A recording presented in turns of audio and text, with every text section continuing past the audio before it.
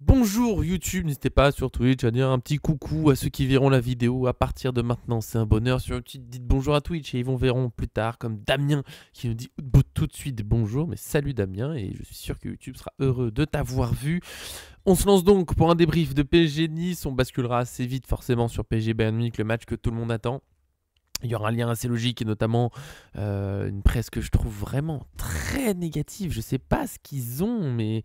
Enfin bon, on va en reparler. De toute façon, ça fait plusieurs fois que je m'agace. Je m'agace souvent contre nos chers médias qui sont quand même assez négatifs avec le PSG. J'ai des petits points un petit peu à noter que je trouve assez fou. Alors, on s'oublie pas bien sûr sur YouTube, ça fait toujours plaisir. Un petit j'aime sur la vidéo, ça nous fait énormément bien. Ça nous aide à avancer. Comme j'ai déjà dit, j'ai plein d'idées. J'ai envie de vous inviter en vidéo. J'ai envie de vous faire gagner des choses. Pourquoi pas des maillots, des places pour des matchs. Mais il manque encore un peu de budget. On va pas se mentir. Si vous pouvez nous aider, ça fera toujours plaisir. Évidemment, pour avancer encore. Le site avance très bien. C'est déjà super. Ça va venir.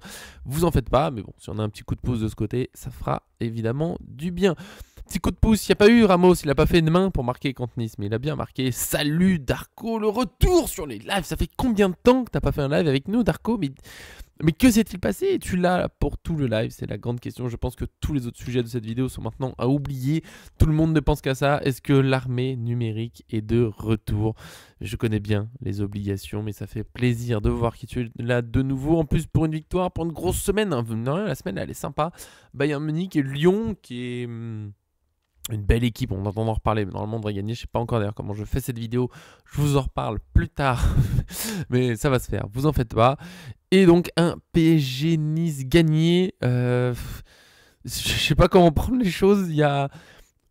Si on suit les médias, le PSG a gagné presque par chance, a gagné malgré un match un peu raté. On est sur WhoScored, hein, pour ceux qui connaissent pas là, ce que j'ai affiché, c'est du WhoScored. J'espère que vous voyez bien un peu les notes individuelles des joueurs. On a les stats en bas, je vais en reparler. Je sais pas à quel point vous les voyez bien. N'hésitez pas à dire s'il faut que je mette en plus grand. Je m'adapte à vous parce que je vous adore. Je fais le maximum en tout cas pour que vous ayez une bonne vue de ce qu'on peut voir. Moi, ça me paraît correct. On va peut-être zoomer un peu plus, on n'a pas trop besoin de tout voir à la fois. Ah, ça me paraît pas... Ah, là, je pense qu'on a trouvé la bonne taille. Ouais, et en fait, je sais pas à quel point je vais faire moi-même un débrief du match. De toute façon, il nous paraît déjà loin et on pense surtout au Bayern aujourd'hui. Mais je ne comprends pas, dites-moi si je suis fou, que ce soit sur YouTube et sur Twitch, encore une fois, je ne comprends pas l'angle de la presse au lendemain du match quand je vois un PSG poussif qui s'en sort de peu, les notes dans l'équipe, je les ai plus sous les yeux. Pardon, je vais aller vous les rechercher. Je savais que j'avais oublié de mettre un truc de côté. Mais les notes, je les ai pas eues sur ce PC. Je les ai plus. Hop, vous allez pouvoir voir vite fait mon compte si jamais. J'essaie de vous les retrouver. Mais non, mais c'est pas ce journal-là que je veux. Oh, c'est pas grave, on va passer par Paris Fan, les gars. La meilleure site possible. Nice a une meilleure note que le PSG. C'est un très bon résumé, Darko. Si c'est honteux, je sais pas. Oh, les commentaires Beansport, par chance, entre guillemets. Bon, j'étais avec mon père, ma fille aussi, d'ailleurs, à regarder un morceau du match. Elle commence tout juste à regarder des matchs et c'est passionnant à voir. Je suis relativement calme devant les matchs, mais elle est déjà bien à fond. Je sais pas si c'est ça que je... Mais peut-être qu'elle vient me voir aussi au stade, parfois, où bien sûr je donne plus de voix et les gens autour du terrain aussi. Devant la télé, je suis assez calme comme supporter. Je parle beaucoup, mais très peu dans le cri, le machin, comme en vidéo d'ailleurs. Mais sur le terrain un peu plus. Et des fois, là, c'était son deuxième match, donc elle a regardé Lorient un petit peu. Bon, elle a décroché, elle a regardé un petit peu contre Nice. Et elle est très dans le cours, cours, cours. Et on veut un but, on veut un but. Et oh, il est tombé. Alors que des fois, elle a du mal, le gardien, entre il plonge, il tombe. Bon, c'est un concept encore. Bref, je vous embête pas trop avec ça. Mais donc, j'avais pas les commentateurs, mais je sais que les notes dans la presse sont terrifiantes. Je trouve. Enfin. Encore Barcola, ok, il a pas fait un grand match, mais Zabarni qui a à peine la moyenne, qui a pas la moyenne dans l'équipe, Mendes qui a pas la moyenne si tu prends les deux journaux, Neves tout juste, Zaïre Emery, c'est compliqué, Kvarak Stella, attention qu'il a pas joué, Mayoulou, on a des notes, ok, le match est pas parfait, bien sûr, il y a que 1-0 entre guillemets, mais des notes aussi faibles. Vitinha 5 dans l'équipe, 5 Vitinha, 6-5, ouais, moi je crois que j'ai mis 7 sur le site, c'est moi qui ai fait les notes. On va pas faire le tour de mes notes à moi. Moi, j'ai sans doute été très positif, je suis souvent comme ça. On va pas faire toutes les notes parce qu'après il y a le Bayern, donc je vais pas faire comme d'autres fois où je commande tous les trucs, mais cet élan de négatif là, c'est fou. Oui, Darko, on dirait qu'on a perdu le match. On a perdu le match, moi j'étais 6, 7, 6, 5, 7, 7, 7, 7, 5 pour Vitinha, 7 pour Zaïre Emery. Bon, j'étais content, 6 pour Mayulu et Barcola, presque généreux, j'étais de bonne humeur. Allez, peut-être parce qu'il y avait ma fille qui a regardé le match.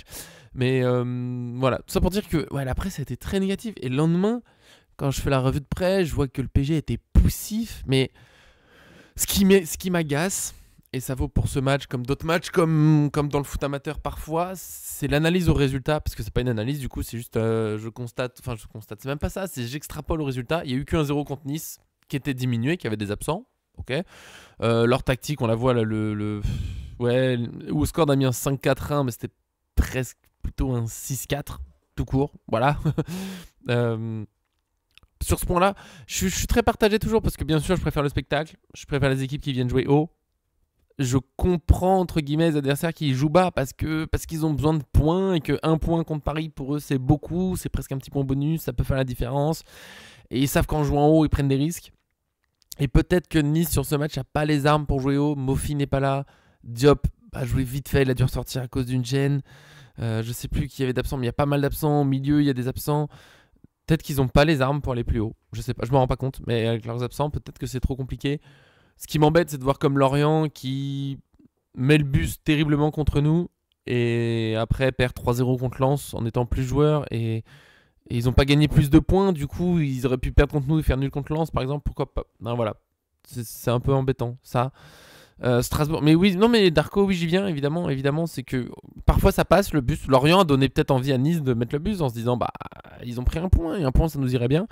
Mais il faut se rappeler qu'il y a plein d'équipes qui jouent très bas et qui se font massacrer. Je vais revenir là-dessus. Il y a des équipes qui ont joué haut, qui se sont fait massacrer. On a mis des scores, mais on a aussi été mis en difficulté. Lille et Strasbourg. Strasbourg a mené 3-1, mais Strasbourg a pris un point. Lille a pris un point en jouant haut, en jouant intense, en jouant offensif. Après, c'est des équipes qui avaient, en tout cas Nice, bon, Nice n'a pas un mauvais effectif, mais elle avait pas mal d'absents. Et même, je pense que Strasbourg et Lille, c'est un peu plus fort. Et contre d'autres armes aussi pour jouer plus haut, pour jouer plus osé. Ok. Mais ils ont pris des points en jouant offensif. Nice évidemment sort avec 0 points. Et ce qu'on voit, comme dit Arthur souvent quand on voit des messages, c'est voilà, on sait qu'après ça va être les minutes de regret, tous les joueurs, le coach qui passe. Ah, c'est dommage, on n'était pas loin, mais ils sont toujours pas loin, sauf qu'ils n'ont pas pris de points. Et ce que je disais, c'est que ouais, ok, des fois le bus, ça marche. Lorient, bon, c'est passé parce que le PSG n'a pas été très bon. Le PSG a quand même dominé, je crois que c'était 12 tirs à 4 ou 3, je sais plus, 5 maximum.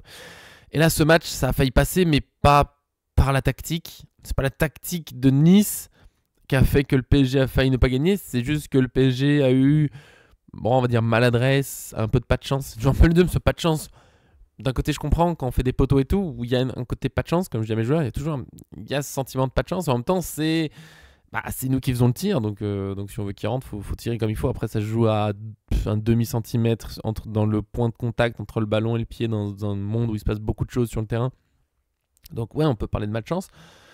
Mais c'est pas la tactique de Nice qui a fait qu'ils ont presque un match nul, c'est juste que le PSG a pas réussi à marquer, Diouf qui fait quelques arrêts, un petit manque de confiance de côté PSG parce que les stats, alors le foot ne se fait pas qu'aux stats, mais quand même 28 tirs à 5. Bah, t'as pas créé grand chose. Nice a à peine été dangereux. Chevalier, je sais même pas s'il a eu grand chose à faire. Il a eu du jeu au pied seulement. 28 tirs, c'est énorme. Surtout, je crois qu'il faut aller là-dedans pour voir la carte des tirs du PSG. Il y a 1, 2, 3, 4, 5, 6, 7, 8, 9, 10, 11. Il y a 11 tirs d'à peu près loin. On va dire à 25 mètres environ. Peut-être un peu plus pour les plus éloignés. Il y a 3 tirs entrée de surface, ou arc de cercle. Donc on était à, j'avais dit 11, ça faisait 14 tirs. Donc il y en a encore 14. 14 tirs du PSG, on le voit même plus à la fin, qui sont dans la surface. C'est énorme. C'est énorme. Et c'est pas une question d'avoir joué en bloc bas où t'as réussi à tenir à peu près. C'est juste que le PSG a pas réussi à finir. Et c'est dommage, au final, de 805 passes à 247, on se rend pas compte. 247 passes pour Nice, c'est ridicule. Ils ont à peine existé avec le ballon. Niveau plaisir pour les joueurs, c'est un peu compliqué aussi de sortir de ce match. Bon, t'as tout donné. Ils ont souligné la solidarité et autres, c'est bien, mais t'as rien fait. T'as créé 0 tir cadré. C'est terrible. Ah, c'est très serré dans la surface. Ah oui, mais il y a aussi dans les 6 mètres. Ok. Bon. Bah, c'est bien pour Nice. Ils ont attendu de perdre et ils ont perdu. Moi, c'est ce que je retiens quand tu as fait un match comme ça. Tu peux dire il y aura la transition, mais il y a un moment, la deuxième mi-temps, il n'y a même plus la transition. Il n'y a plus rien, ils essayent plus. Donc, ouais, 11 corners à 1, je crois. C'est finalement logique que le PSG finisse par y arriver.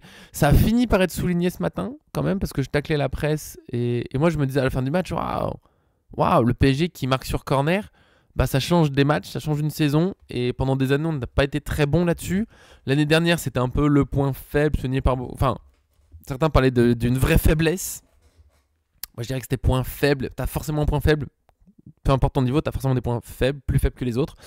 Et les coups de pied arrêtés, on faisait partie pour le PSG parce qu'il était, comme le souligne très souvent mon frère, parce que cette stat l'agace quand on lui parle de points faibles. C'est parce que le PSG est extrêmement fort dans le reste que sur les coups de pied arrêtés. Bon, bah, vu que c'était pas extrêmement fort, ça faisait un point faible. Maintenant, je sais même pas si c'est un point faible. On n'arrête pas de marquer sur coup de pied arrêté, que ce soit en jouant à 2, sur un centre direct comme ça.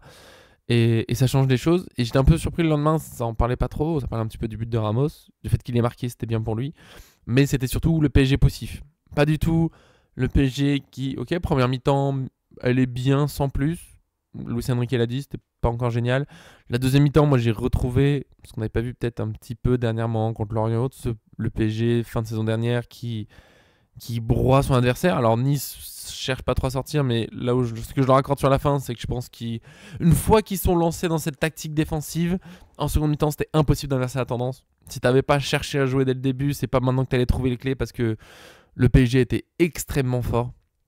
C'est pour ça que ça m'agace encore plus quand on parle d'un PSG poussif. La deuxième mi-temps du PSG, c'est son très haut niveau depuis un an et quelques. C'est impressionnant. Je comprends pas qu'on retienne du poussif quand tu vois ce qu'ils font. Quand tu regardes beaucoup de matchs de foot dans le monde, il y a très très peu d'équipes qui arrivent à le faire, qui en soient même proches. Alors il y a le Bayern, on en reparle après. Mais ce pressing super intense, cet enchaînement de passes dans tous les sens, ça alterne maintenant dans les façons de créer des occasions. Il y a eu des centres long de la ligne de 6 mètres, on va dire, au sol. Il y a eu des centres en l'air, des centres de loin, des frappes de loin, frappes en retrait, enchaînement de dribble, enchaînement de pas de jouer à une touche. Il y a un peu de tout. C'était une démonstration.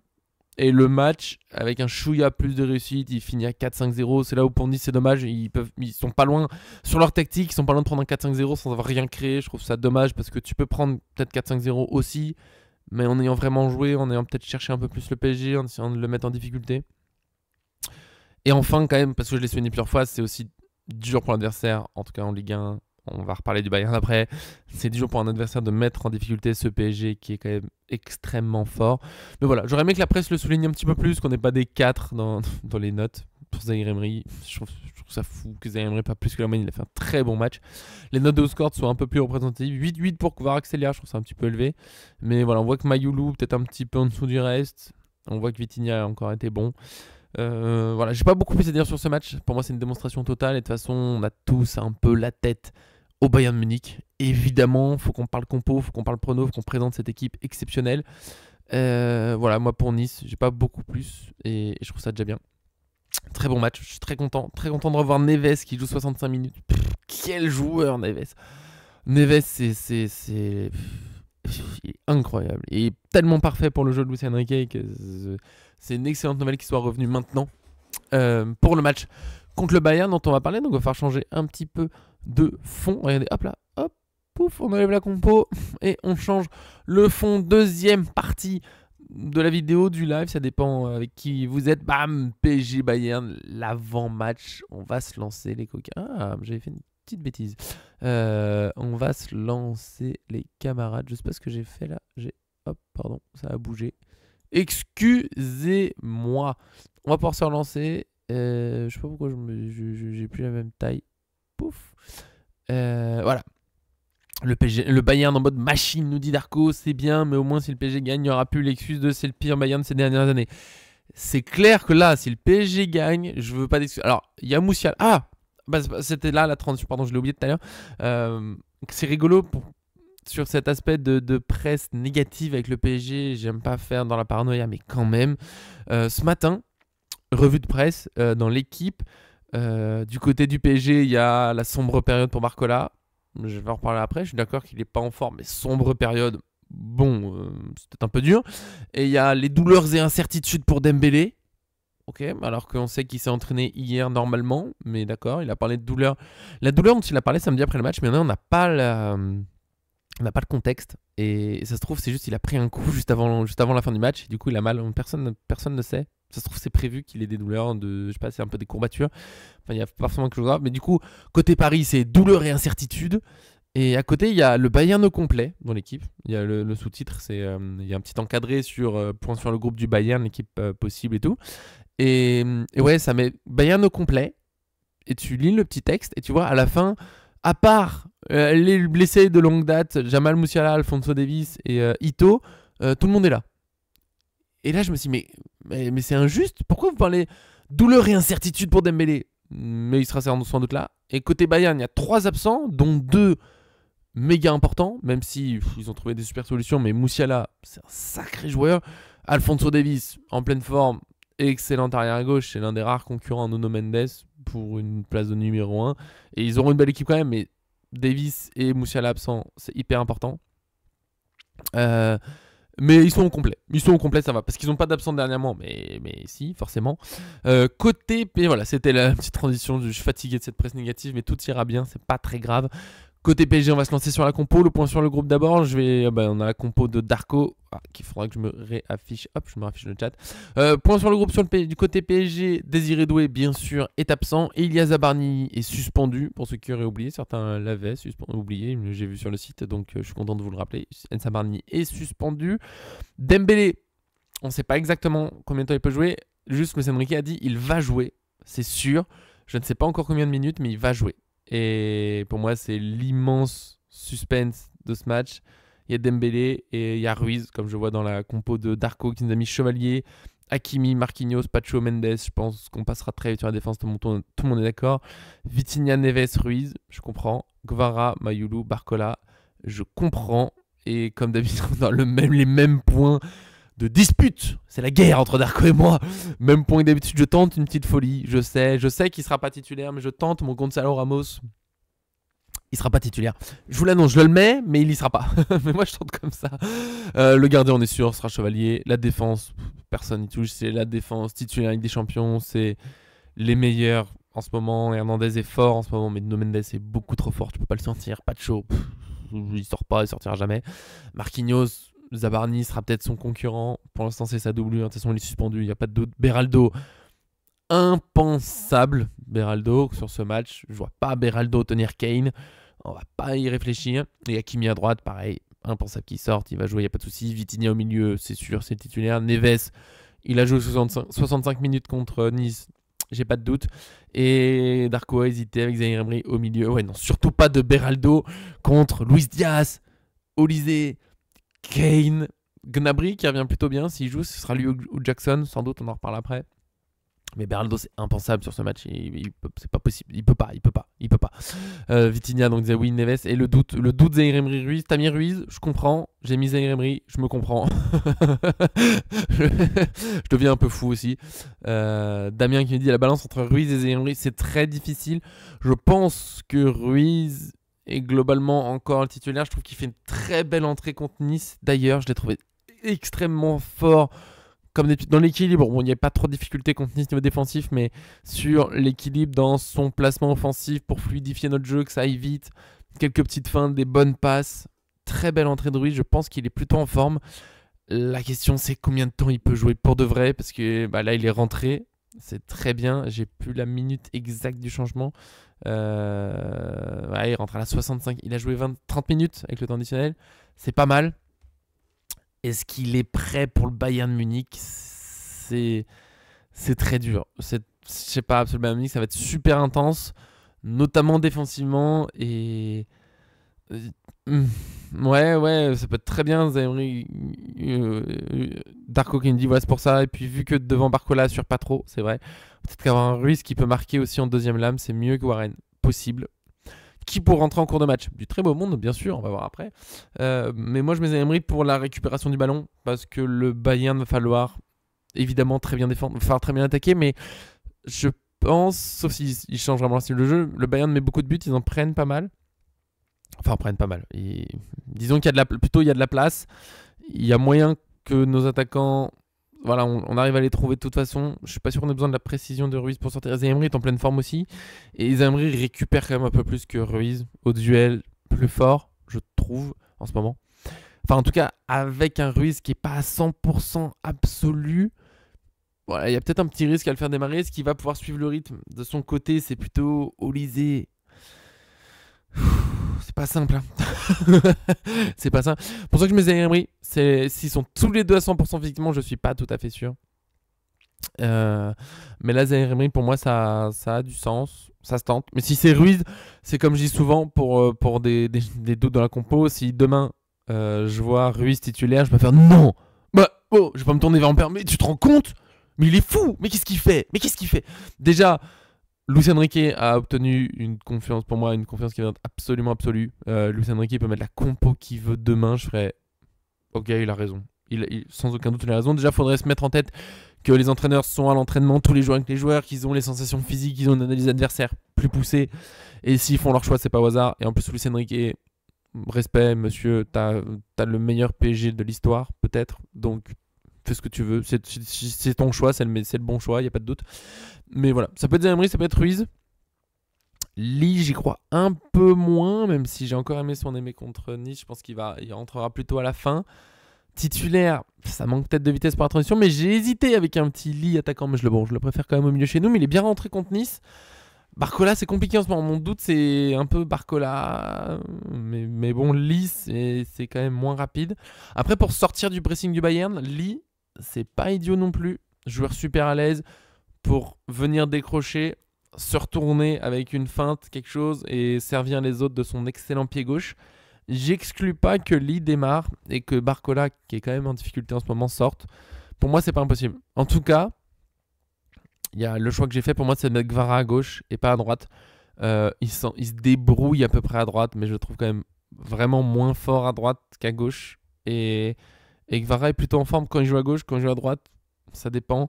Et pour moi, il faut mettre Kvara dans les meilleures conditions possibles parce que Barcola, l'atout principal sur ce match, j'aime pas résumer un joueur comme ça, mais ça sera sa vitesse. Et autant qu'il aille à droite, qu'il déborde, qu'il centre pour les autres, il finit vraiment mal en ce moment. Il finit vraiment très mal en ce moment. Et j'ai pas spécialement envie de le mettre en situation de frappe. Après, il va peut-être marquer, tant mieux s'il me donne tort, et tant mieux si c'est là son déclic, mais c'est pas lui le joueur que je vais mettre en moment de finition. J'ai mis Ramos parce que je suis un peu fou. Le pauvre, il est jamais titulaire, je sais pas, il vient de marquer, il est en pleine confiance. J'ai bien aimé son entrée, je l'ai trouvé très disponible. Et Mayoulou, j'adore le joueur. J'ai l'impression qu'il arrive un peu bout de course de je suis tout le temps titulaire. C'est aussi un doute que j'ai pour Zaïre Emery titulaire, c'est qu'il a aussi vraiment beaucoup joué. Là, il est sorti quand même. Il est sorti en même temps que Mayoulou d'ailleurs. Bon, Zaïre Emery arrête pas d'être titulaire et je dis qu'à un moment, il faudra qu'il se repose. Au moins, ils sont jeunes tous les deux. Mais Mayoulou, ouais, peut-être mieux dans ce match que contre Nice. D'ailleurs, c'est peut-être plus un match pour lui avec beaucoup de pressing en face, faut beaucoup de mobilité, décrocher. Donc ça sera... Franchement, j'ai mis Ramos parce que j'aimerais bien hein, et j'aimerais qu'il ait cette opportunité. J'ai envie de le voir marquer dans un match comme ça me ferait super plaisir. Et ça reste, dans le fond, un très bon buteur. Et s'il est titulaire, c'est possible. Ouais, Ramos contre Upamecano, pas simple. Mais Mayoulou contre Upamecano, Upamecano est très fort en ce moment. Et ouais, Mayoulou, j'ai l'impression que ça devient un peu plus dur là physiquement pour lui d'enchaîner. Et je sais pas s'il aura les ressources pour ce match contre le Bayern.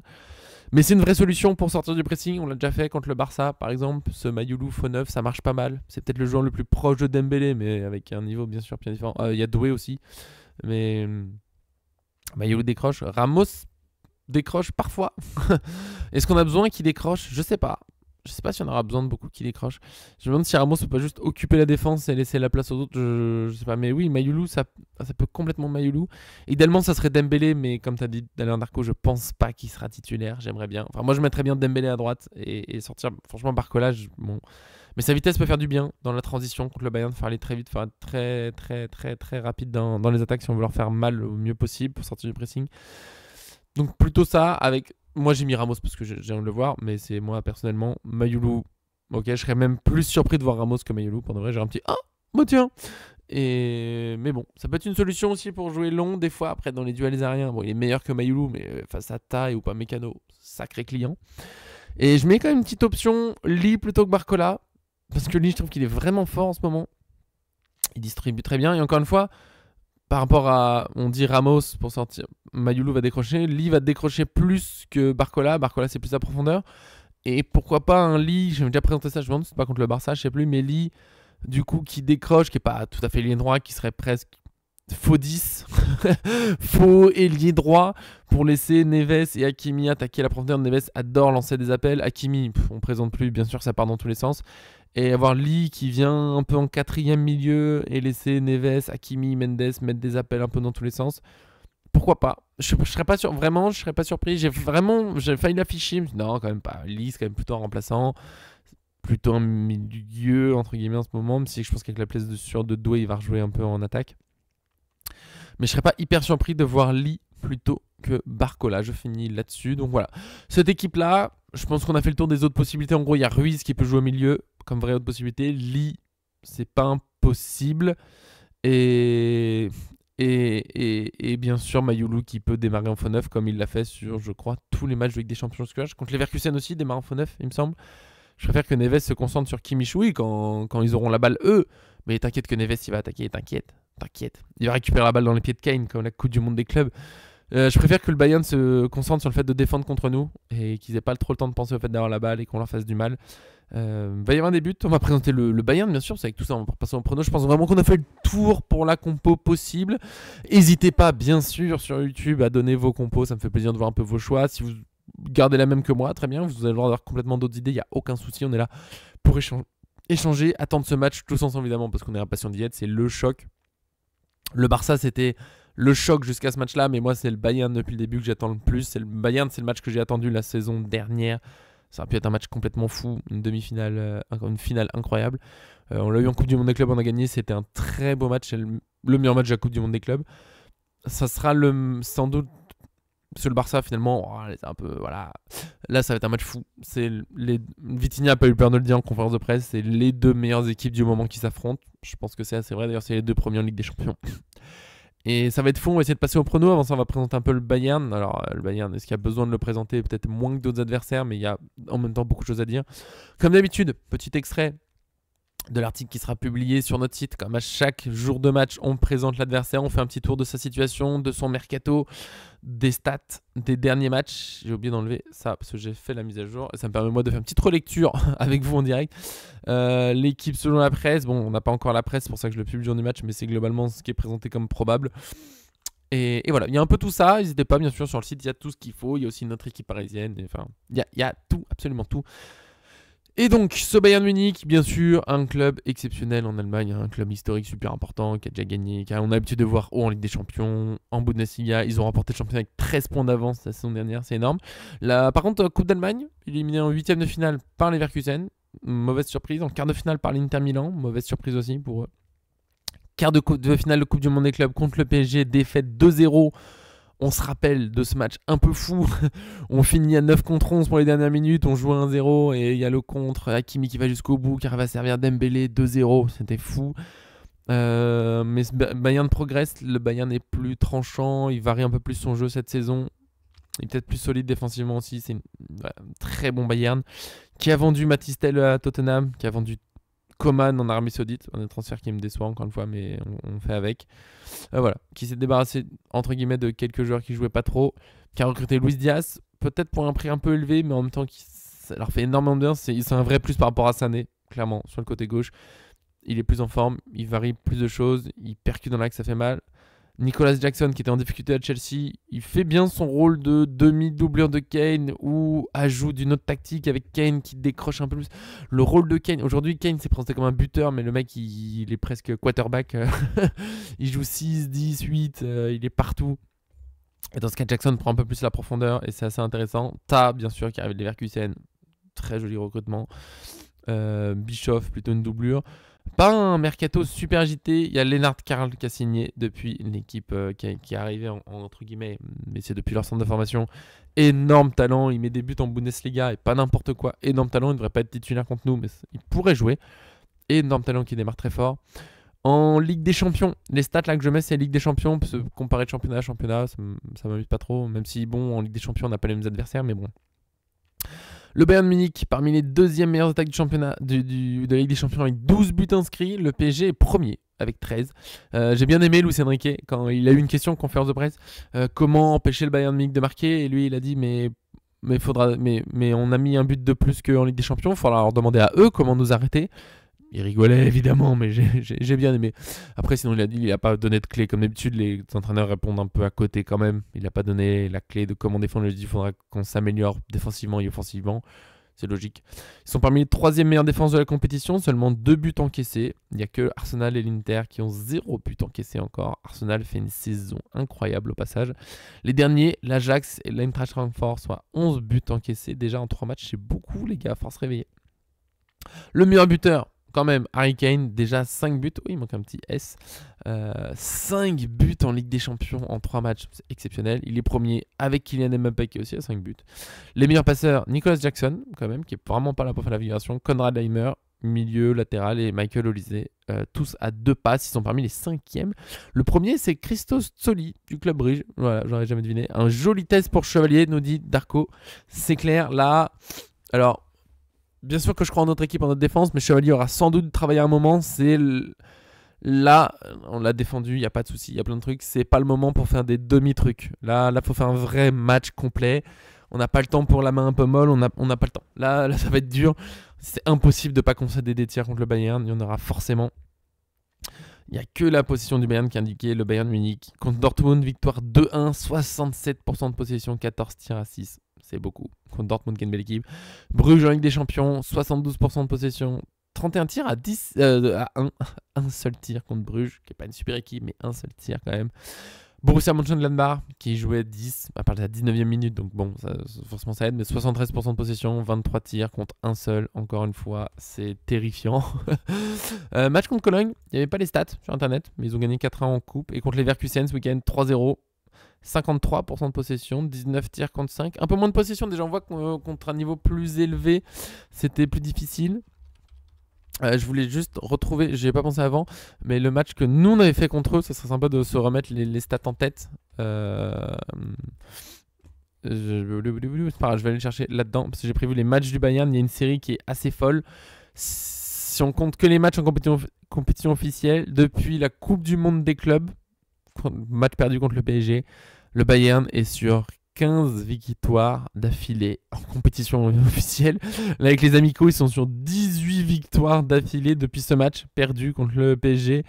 Ils ont battu Lyon, Tottenham, Grasshopper, Stuttgart, Leipzig, Wehen, je ne sais pas comment le prononcer, Augsbourg, Hambourg, Chelsea, Hoffenheim, Werder Bremen, Pafos, l'Eintracht Francfort, Dortmund, Bruges, Mönchengladbach, Copenhague, Cologne et Leverkusen. C'est un joli programme. Après, là où je mets un petit bémol, il n'y a pas de top équipe. Il y a Chelsea, mais Chelsea est quand même relativement régulier. Et on voit que contre Chelsea, l'un des chocs, entre guillemets, pour le Bayern, c'est 15 tirs à 9, c'est 56% de possession. La domination, elle est beaucoup moins nette que dans d'autres matchs de Bundesliga. Donc c'est là où le Bayern fait une super série, mais c'est pas non plus l'équipe absolument inarrêtable du moment. En Ligue des Champions, du coup, ils ont la deuxième meilleure attaque, ok, l'une des meilleures défenses, très bien. Mais ils ont joué contre Chelsea, ce qui est un bel adversaire. Mais après, c'est contre Pafos, c'est le Club Bruges. Il faut les gagner ces matchs, mais on peut pas en faire une leçon de c'est l'une des meilleures équipes.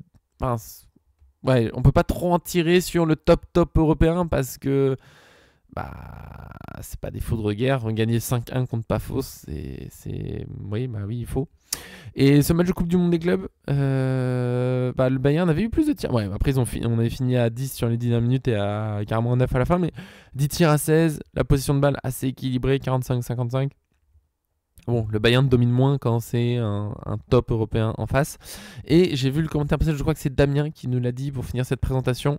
Le Bayern, faut le compter pour son 3-0 contre Leverkusen, ce qui est impressionnant. Alors, il y a les stats, il y a moins la possession, c'est surprenant. Il y a les tirs, toujours, et il y a une rotation d'effectifs. Qui m'a joué en défense, Guerrero a joué alors qu'il ne devrait pas jouer. Goretzka n'est pas forcément titulaire en ce moment. Et en attaque, pas d'Olise titulaire, pas de Kane, pas de Diaz. Ils sont rentrés en cours de match. Ils ont fait tourner tranquillement. Ils arrivent en pleine confiance. Ça va être Ça va être assez fort ce match. Je pense qu'on a fait un bon tour de ce Bayern. J'ai pas mis une tête l'équipe probable. Kane en pointe, il y a un doute. Ça peut être Kane en pointe et Gnabry en 10, ce qui lui fait du bien comme repositionnement d'ailleurs. Ou du coup plutôt Kane demi-10 et Jackson devant, Luis Diaz sur le côté, Olysée à droite, ça c'est sûr. Pavlovic, Kimmich, ça c'est sûr. Stanisic, Ta, Upamecano, Leimer et Neuer, donc qui est toujours là, l'éternel Neuer. Donc voilà, c'est là où, encore une fois, l'équipe qui me dit le Bayern est au complet. Stanisic est un bon joueur, hein, mais Davis en top forme, c'est plus emmerdant que Stanisic, je suis désolé. Et Gnabry se remet bien en 10. Jackson est un bon joueur, mais Moussiala, quand il va revenir, le Bayern va encore monter peut-être d'un grade. Après, c'est un équilibre à trouver aussi. Le style de jeu du Bayern, on en a déjà bien parlé, je ne vais pas vous emmerder avec ça. On va rafraîchir la compo pour passer évidemment à nos chers pronostics.